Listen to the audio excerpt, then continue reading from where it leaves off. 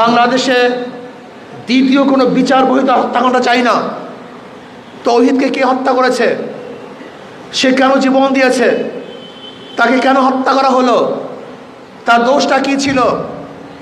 যদি দোষ হয় তাহলে বিচারকরা বিচার করবে, আদালত রায় দিবে। কিন্তু আমরা বাংলাদেশের দ্বিতীয় কোনো বিচার বহির্ভূত হত্যাকাণ্ড দেখতে চাই না। ইসলামী যুব আন্দোলন বাংলাদেশ কর্তৃক আয়োজিত আজকে কর্মী সম্মেলনের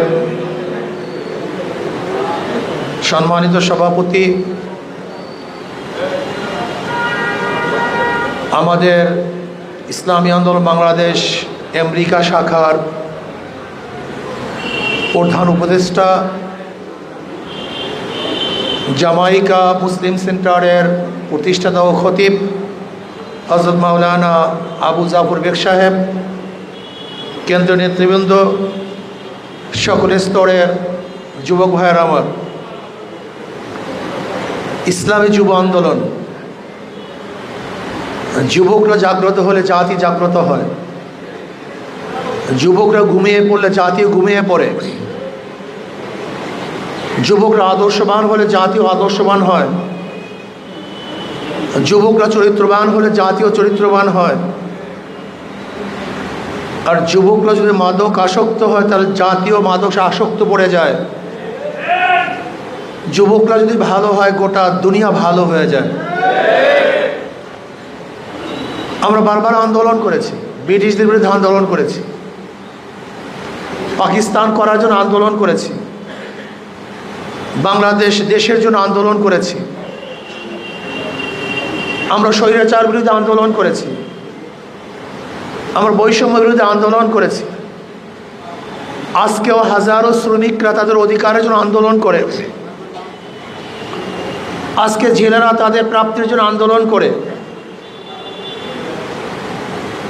আজকে যারা মুসি তারা আন্দোলন করে, আজকে পরিচ্ছন্ন কর্মীরাও তাদের অধিকারের জন্য আন্দোলন করে, আজকে মহিলার অধিকারের জন্য আন্দোলন করে, পুরুষরা আন্দোলন করে, মুসলমানরা আন্দোলন করে, হিন্দুরা আন্দোলন করে। শুধু অধিকার চাই, আন্দোলন হচ্ছে, কারো অধিকার প্রতিষ্ঠিত হচ্ছে না। কারণটা কি? বৈষম্য দূর করতে চাই কিন্তু বৈষম্য দূর হচ্ছে না। আমরা জুলুম অত্যাচার অবিচার বন্ধ করতে চাই কিন্তু আজও চলছে। গতকালকেও বিচারবিহীন হত্যাকাণ্ড, যেই কুমিল্লাতে বিচারবিহীন হত্যাকাণ্ড হয়েছে, এই হত্যাকাণ্ড বন্ধ করার জন্য তো আন্দোলন করেছিলাম। বাংলাদেশে দ্বিতীয় কোনো বিচার বহির্ভূত হত্যাকাণ্ড চাই না। তৌহিদকে কে হত্যা করেছে? সে কেন জীবন দিয়েছে? তাকে কেন হত্যা করা হলো? তার দোষটা কি ছিল? যদি দোষ হয় তাহলে বিচারকরা বিচার করবে, আদালত রায় দিবে। কিন্তু আমরা বাংলাদেশের দ্বিতীয় কোনো বিচার বহির্ভূত হত্যাকাণ্ড দেখতে চাই না। 5ই আগস্টের পরে ঢাকা ইউনিভার্সিটিতে বিচার বহির্ভূত হত্যাকাণ্ড হয়েছিল। আবরার ফাহাদকে বিচার বহির্ভূত হত্যা করা হয়েছিল। সেই বিশ্বজিৎকে বিচার বহির্ভূত হত্যা করা হয়েছিল। এরকম একটা হত্যা আমরা দেখতে চাই না। আমরা চাই বিচারকদের স্বাধীনতা, বিচারকরা স্বাধীনভাবে বিচার করবে। যে দোষী সে শাস্তি পাবে, যে নির্দোষ তাকে জামিন দেওয়া হবে, তাকে বাঁচিয়ে দেওয়া হবে। কিন্তু সেই বিচার বিভাগ আজও আমরা সৃষ্টি করতে পারিনি। আজও আমরা মানুষের অধিকারকে প্রতিষ্ঠিত করতে পারি নাই। আজকেও শ্রমিক তাদের অধিকারের জন্য জীবন দেয়। আজকে আমার মা বোনেরা ধর্ষিতা হয়, আজকে আমার মা বোনের ইফটিজিংয়ের শিকার হয়, আজকে হাজারো শ্রমিক শ্রম দেওয়ার পরে ন্যায্য অধিকার থেকে বঞ্চিত হয়। আজকেও যোগ্যতা থাকা সত্ত্বেও চাকরি পাচ্ছে না। আজকে হাজারো যুবক বাংলাদেশের তারা চাকরিবিহীন, এই দেশের জন্য অভিশাপ হয়ে গেছে। কর্মবিহীন, এই দেশের জন্য বোঝা হয়ে গেছে, তার পরিবারের জন্য বোঝা হয়ে গেছে। আমরা চাই না আশরাফুল মাখলুকাত দেশের জন্য বোঝা হবে, বরং এমন কর্মসংস্থান করতে চাই যেখানে প্রত্যেকটা যুবকদের জন্য কর্মের জায়গা থাকবে, কর্মের স্থান থাকবে, তারা জীবিকা নির্বাহ করবে, তাদের পরিবার পরিজন নিয়ে সুখে স্বাচ্ছন্দ্যে জীবন কাটাবে। আমরা চাই বাংলাদেশের প্রত্যেকটা মানুষ নিরাপদে রাস্তায় হাঁটবে, যেখানে লুণ্ঠিত হবে না, যেখানে সে টেজিংয়ের শিকার হবে না, যেখানে সে খুন খারাপিতে পড়বে না। বাংলাদেশে কি অবস্থা জানেন আপনি? বর্তমানে ছিনতাই বেড়ে গেছে, চরমভাবে ছিনতাই বেড়ে গেছে, আজকে ডাকাতি বেড়ে গেছে, চুরি বেড়ে গেছে, আজকে মানুষের নিরাপত্তা কমে গেছে। এই বাংলাদেশ আমরা দেখতে চাই না। আমরা চাই বাংলাদেশের প্রত্যেকটা নাগরিক দরজা খোলা দিয়ে ঘুমাবে, তার জানমালের হেফাজত থাকবে। আমি চাই আমার প্রত্যেকটা মা বোন ইজ্জত আবরু নিয়ে রাস্তার থেকে ঘরে ফিরবে, ইফটিজিংয়ের শিকার হবে না, ধর্ষিত হবে না, তাকে কেউ আক্রমণ করবে না। আমি চাই প্রত্যেকটা নাগরিক যে কোনো জায়গায় যাবে, আবার জানমালের নিরাপত্তার সাথে সে ঘরে ফিরে আসবে, তার জানমালের জাতের কোনো ক্ষতি হবে না। এরকম বাংলাদেশ আমরা চাই। আমরা দুর্নীতির বিরুদ্ধে আন্দোলন করেছিলাম, কিন্তু কোনো অফিস আদালতে কোনো দুর্নীতি কমে নেই, কোনো অফিস আদালতে কোনো ঘুষ কমে নাই, 1 টাকাও ঘুষ কমে নাই, বরং সে আগের অবস্থায় আছে। ঘুষ ছাড়া কাজ চলছে না, দুর্নীতি ছাড়া কোনো অফিস নাই। এই বাংলাদেশ আমরা দেখতে চাই না। আমরা একটা মানুষের বাংলাদেশ দেখতে চাই, যেখানে মানুষ বসবাস করবে, প্রত্যেকটা মানুষকে ভালোবাসবে, প্রত্যেকটা মানুষ তাদের সহযোগিতা করবে, তাদের দুঃখে কষ্টে দুঃখিত হবে, তাদের কষ্টে সে কষ্ট পাবে। এরকম একটা বাংলাদেশ আমরা দেখতে চাই। ওই উসিরুনা আলা আনফুসিহিম ওয়ালাউ কানা বিহিম খাসাসা, যেখানে নিজের চেয়েও ভাইকে প্রাধান্য দিবে। এরকম একটা বাংলাদেশ আমরা দেখতে চাই। আমরা দেখতে চাই প্রত্যেকটা ধার্মিক তার ধর্ম পালন করবে, মুসলমান তার ধর্ম পালন করবে, হিন্দুরা তার ধর্ম পালন করবে, খ্রিস্টানরা ধর্ম পালন করবে। প্রত্যেকটা ধার্মিক আনন্দের সাথে তাদের ধর্ম পালন করবে। সে একটা দেশ আমরা বাংলাদেশ হিসাবে দেখতে চাই। আমরা কি দেখতে চাই? কোনো ক্ষুধার্ত মানুষ বাংলাদেশে দেখতে চাই না, বস্ত্রহীন একটা মানুষ দেখতে চাই না, ঘরহীন একটা জনগণ বাংলাদেশে দেখতে চাই না, চিকিৎসাবিহীন একটা মানুষ মারা যাক এই বাংলাদেশ আমরা চাই না। আমরা চাই না আমাদের কোনো বাচ্চারা অশিক্ষিত থাকবে, এরকম বাংলাদেশ আমরা চাই না। বাংলাদেশের প্রত্যেকটা নাগরিক শিক্ষিত হবে, প্রত্যেকটা নাগরিক উচ্চশিক্ষা শিক্ষিত হবে। আমাদের গরিব মেধাবীরা বিনা পয়সায় উচ্চ ডিগ্রি অর্জন করবে, সরকার সেই ব্যবস্থা করবে। সেই বাংলাদেশ আমরা দেখতে চাই। আমরা বাংলাদেশ কোন বাংলাদেশ দেখতে চাই? বিধবারা যেন ক্ষুধার্ত অবস্থায় না থাকে, সরকার যেন আমার বিধবা মা বোনের কাছে সমস্ত খাদ্য অন্ন বস্ত্র প্রদান করে। আমি চাই এতিম মিসকিনদের যেন নিজেদের উপরে নিজেরা বোঝা না হয়, বরং একজন এতিমকে একজন মিসকিনকে সরকার লালন করবে, পালন করবে, তার সমস্ত দায় দায়িত্ব গ্রহণ করবে। এটা আমরা চাই। আমরা চাই সাংবাদিকরা বস্তুনিষ্ঠ সংবাদ পরিবেশন করবে, যেখানে দালালি থাকবে না, যেখানে হলুদ সাংবাদিক থাকবে না, যেখানে মিথ্যাকে সত্য, সত্যকে মিথ্যা করা হবে না, যেখানে বস্তুনিষ্ঠ সন্ত্রাস পরিবেশিত হবে, যেটা সত্য সেইটা প্রকাশ হবে, যেটা মিথ্যা সেটা প্রকাশিত হবে না। এরকম সংবাদপত্র আমরা দেখতে চাই। আমরা চাই অফিসারগুলি মানুষ বান্ধব অফিসার হবে, মানুষ বান্ধব, যারা জনগণকে সেবা করবে, আদর করবে, শ্রদ্ধা করবে, সম্মান করবে। একজন অফিসার যেন বুঝে যে আমি পাবলিকের টাকায় এদের ভ্যাট, এদের ট্যাক্স, এদের টাকায় আমি জীবিকা নির্বাহ করি, এরা আমাকে দেয়, আমি নেই, কাজে এরা শ্রদ্ধার পাত্র। একজন পাবলিক, একজন জনগণ, তার টাকায় আমি আমার জীবিকা নির্বাহ করি, আমার পরিবার পরিচালনা করি, কাজে পাবলিককে সম্মান করতে হবে, শ্রদ্ধা করতে হবে। এরকম মেজাজি অফিসার আমি চেয়ারের মধ্যে দেখতে চাই। আমি কি দেখতে চাই?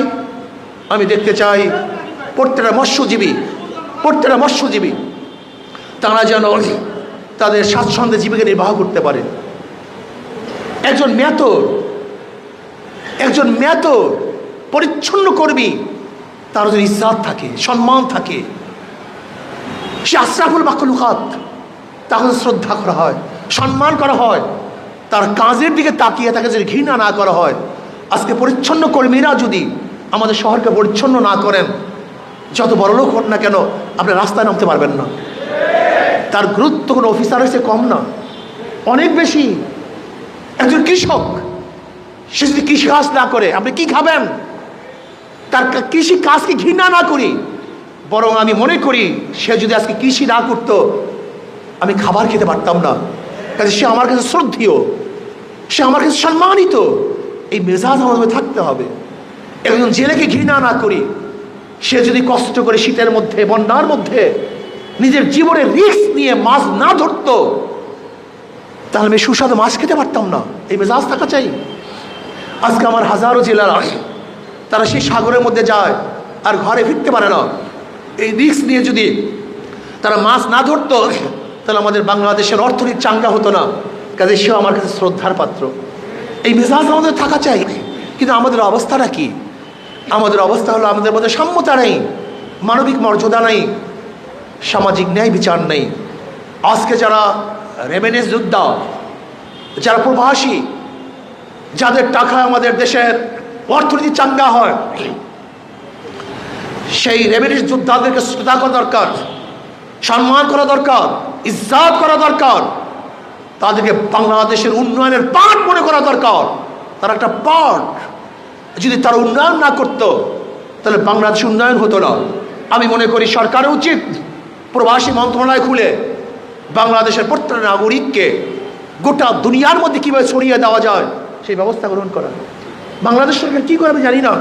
খাস করে বর্তমান অন্তর্বর্তী সরকারের প্রধান ইউনূস সাহেবকে আমি বলবো, যেহেতু আপনার আন্তর্জাতিক রিলেশন আপনার অনেক চাঙ্গা, অনেক শক্তিশালী, আপনার বাংলাদেশের জন্য একটা কাজ করুন, শুধু একটা কাজ। সেই কাজটা হলো এই, আপনি গোটা দুনিয়ার মধ্যে আমাদের বাংলাদেশের জনশক্তিকে কিভাবে সাপ্লাই দেওয়া যায়, গোটা দুনিয়ার মধ্যে আমাদের বাংলাদেশের জনশক্তিকে কিভাবে নেওয়া যায়, আপনি শুধু একটা ব্যবস্থা করুন, অন্য কিছুর দরকার নেই। যদি একটা ব্যবস্থা শক্তিশালী করতে পারেন, কিয়ামত পর্যন্ত আপনার নাম সবাই মনে রাখবে। বাংলাদেশ চাঙ্গা হয়ে যাবে, যুবকরা বেকার থাকবে না, আমাদের অর্থনীতি অনেক বেশি চাঙ্গা হয়ে যাবে, শক্তিশালী হয়ে যাবে। কাজে বাংলাদেশের বেকার যুবকদেরকে, বাংলাদেশের বেকার মানুষদেরকে কিভাবে বিদেশে পাঠানো যায় এবং বিদেশে নিরাপত্তার সাথে পাঠানো যায়, হয়রানির শিকার না হয়। আমাদের দেশের সরকার আমাদের জন্য কিছুই করেনি। আমাদের হাজারো ঋষি, চামার, কুলি, মজদুর, কৃষকরা ধার করে, ঋণ করে, সুদে টাকা নিয়ে নিজের জমি বিক্রি করে বিদেশে যায়। বিদেশে গিয়ে আমাদের দেশের রেমিটেন্সকে চাঙ্গা করে, আর আমরা তাদের সাথে দুর্ব্যবহার করি। শুধু কি তাই, বাংলাদেশের যে রাষ্ট্রদূতগুলি আছে বিদেশে, আমাদের দেশের কোনো প্রবাসীরা বিপদে পড়লে তাদের সাথে ভালো ব্যবহার করে না। আমি নিজে সাক্ষী, ভালো ব্যবহার করে না, শ্রদ্ধা করে না, সম্মান করে না। আপনি কি জানেন বাংলাদেশের একজন শ্রমিকের যেই দাম, অথচ ভারতের শ্রমিকরা একই কাজ করবে তার চেয়ে কম কাজ করবে, তাদের বেতন বেশি। এর কারণটা বাংলাদেশের একজন প্রফেসর, ডক্টর, ভালো সাবজেক্ট পড়াবে বিদেশে, তার বেতন, এবং ইন্ডিয়ান যদি একজন প্রফেসর একই সাবজেক্ট পড়ায় তার বেতন অর্ধেকেরও কম। শুধু বাংলাদেশে হওয়ার কারণে। জানেন না আপনারা অনেকেই, এই খবর কিন্তু অনেকের নেই, আপনাদের অনেকের নাই। একই দোকানে চাকরি করবে, একই মানের চাকরি, যদি অন্য দেশের হয় তার বেতন অনেক বেশি, যদি বাংলাদেশি হয় বেতন অনেক কম। আশ্চর্য বিষয়। গোটা দুনিয়ার সাথে আমাদের রিলেশন খুবই খারাপ, আন্তর্জাতিক রিলেশন খুবই খারাপ, সম্পর্ক খুবই খারাপ, বৈদেশিক সম্পর্ক আমাদের মধ্যে খুবই দুর্বল। কাজে ডক্টর ইউনূস সাহেবকে বলি, আমাদের রেমিটেন্স যোদ্ধারা যেখানে যেখানে দুর্বল অবস্থা আছে, হেয় অবস্থায় আছে, আপনি কিভাবে তাদেরকে চাঙ্গা করতে পারেন? আমাদের বাংলাদেশের প্রফেসররা যারা যাবে, ডাক্তাররা যারা যাবে, ইঞ্জিনিয়াররা যারা যাবে, তারাও যেন ভিন্ন দেশের ইঞ্জিনিয়ারদের মর্যাদা ভোগ করতে পারে, একই বেতনে চাকরি করতে পারে, সেই ব্যবস্থা করে করতে হবে। আপনি সেই আইন পাশ করুন আন্তর্জাতিকভাবে, সেই কাজটা আপনি করুন। যদি এই কাজটা করতে পারেন তাহলে ইনশাআল্লাহ অবশ্যই বাংলাদেশ অনেক ডেভেলপ হয়ে যাবে। যুবক বন্ধুরা, আসো চরিত্র গঠন করো। আল্লাহ পাক কালামে পাকের মধ্যে ফরমান, কু আনফুসাকুম ওয়া আহলিকুম নারা। নিজে বাঁচো, সমাজকে বাঁচাও। নিজে বাঁচো, আহালকে বাঁচাও। নিজে ভালো হও, অন্যকে ভালো বলার চেষ্টা করো। আমি বিশ্বাস করি যুব আন্দোলন যদি চাঙ্গা হয় তাহলে দেশ চাঙ্গা হবে। যুব আন্দোলন শক্তিশালী হবে, দেশ শক্তিশালী হবে। যুব আন্দোলন যদি আঙ্গুল তুলে তাহলে ভারত আমাদের দিকে আঙ্গুল তুলতে পারবে না। যদি যুব আন্দোলন ভারতের দিকে চক্ষু উঠায় তাই ভারত আমাদের দিকে চক্ষু উঠাতে পারবে না। যদি যুব আন্দোলন হুঙ্কার ছাড়ে ভারতের কেউ আমাদের হুঙ্কার ছাড়তে পারবে না। কয়েকদিন আগে ভারতের লোকজন বলছে জয় শ্রীরাম, আর আমাদের বাংলাদেশ থেকে আওয়াজ দিয়েছে নারায়ে তাকবীর, আল্লাহু আকবার। যখন আল্লাহু আকবার ধ্বনি দিয়েছে ওরা পালাতে বাধ্য হয়েছে। ইনশাআল্লাহ আমরা যদি আল্লাহু আকবার ধ্বনি দিতে পারি তাহলে গোটা দুনিয়ার থেকে সমস্ত বামদেরকে, রামদেরকে ধ্বংস করে ইসলামের পতাকা, কালেমার পতাকা উত্তোলন করা সম্ভব হবে ইনশাআল্লাহ। আসো, নির্বাচন আসতেছে, মূল কাজ দাওয়াত। মূল কাজ কি? একজন মুসলমান দাওয়াত ছাড়া থাকতে পারে না। নবী আলাইহিস সালাতু ওয়াস সালাম দাওয়াত দিতে গিয়ে হীন এমন কোনো কষ্ট নাই যে কষ্ট তিনি স্বীকার করেন নাই। এমন কোনো কষ্ট নাই যে কষ্ট তিনি ভোগ করেন নাই। তিনি দাওয়াত দিতে গিয়ে দাম শহীদ করেছেন, দাওয়াত দিতে গিয়ে রক্ত ঝরিয়েছেন। আর তুমি আমি দাওয়াত দিতে গিয়ে ঘর থেকে বের হই না, সামান্য ঘাম ঝরাই না, রক্ত ঝরাই না, আমাদের জুতাওকে ক্ষয় করি না, তুমি নবীর উত্তম উত্তরসূরি হতে পারো না। এই নবী আলাইহিস সালাম দাওয়াত দিতে গিয়ে নিজের ঘর ত্যাগ করে হিজরত করতে বাধ্য হয়েছেন। সাহাবারা এই দাওয়াত দিতে গোটা দুনিয়ার মধ্যে ছড়িয়ে পড়েছেন। আমি যুব আন্দোলনকে বলবো আজকের থেকে মেজাজ দাওয়াতই করো। এমন কোনো মানুষ যেন না থাকে যে দাওয়াত থেকে মাহরুম হয়। প্রত্যেকের কাছে কাছে দাওয়াত নিয়ে যাও, প্রত্যেকের ঘরে ঘরে দাওয়াত নিয়ে যাও। দাওয়াত ইসলাম আসলে কি হবে? এই যে এইমাত্র বক্তৃতা করেছি, ইসলাম আসে সাম্য, মানবিক মর্যাদা, সামাজিক ন্যায়, বিচার প্রতিষ্ঠিত হবে। প্রত্যেকটা মানুষ তাদের অধিকার নিয়ে বাঁচতে পারবে। পুরুষ, মহিলা, হিন্দু, বৌদ্ধ, খ্রিস্টান, যত ধর্মের মানুষ আছে সবাই সমানভাবে ধর্ম পালন করতে পারবে। ইসলাম হুকুমত আসলে জানমাল, ইজ্জত, আবরু, নিরাপত্তা প্রদান করা হবে। ইসলাম আসলে কেউ খাবে কেউ খাবে না তা হবে না। কেউ থাকবে 10 তলায়, কেউ থাকবে নিচতলায়, তা হবে না। খোলা আকাশের নিচে কোনো মানুষ থাকবে না ইনশাআল্লাহ। কাজে আসি ইসলাম হুকুমত কায়েম করি, দাওয়াত দেই, সবাই কাছে কাছে যাই। নির্বাচন আসতেছে, ওই যে শান্তির প্রতি হাত পাখা, যারা নৌকা নির্বাচন করে, যারা নৌকা নির্বাচন করে তারা নৌকা চালাতে পারে না। যারা নাঙ্গলে নির্বাচন করে তারা নাঙ্গল বইতে পারে না। যারা ধানে নির্বাচন করে ধান কাটতে পারে না। যারা কুঠার কাস্তে নির্বাচন করে তারা লাকড়ি ফাটতে পারে না। কিন্তু হাত পাখা এমন এক প্রতীক যে নিয়ে নির্বাচন করে সেও চালাতে পারে।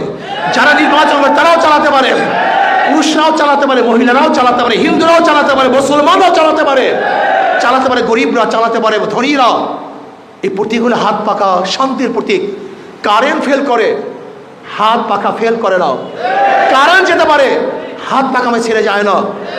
বিছানায় অন্য কোনো মার্কা না থাকলেও মানুষ আদর করে বুকের উপরে হাত পাখা নিয়ে ঘুমাতে থাকে, কথা ঠিক না? এই প্রতীক শান্তির প্রতীক, প্রতীক শান্তির প্রতীক। আমি বিশ্বাস করি হাত পাখা যদি বিজয় হয় এই জনগণ বিজয় হবে, হাত পাখা বিজয় হয় দেশ বিজয় হবে, হাত পাখা বিজয় হয় জাতি বিজয় হবে, হাত পাখা বিজয় হলে ইসলাম বিজয় হবে, হাত পাখা বিজয় হলে মানবতা বিজয় হবে। কাজে আসুন, আগামী দিনের রাষ্ট্র হবে, দেশ হবে কোন দেশ? ইসলামের দেশ। আগামী রাষ্ট্র হবে হাত পাখার দেশ। সব মার্কা দেখা শেষ, হাত পাখার বাংলাদেশ।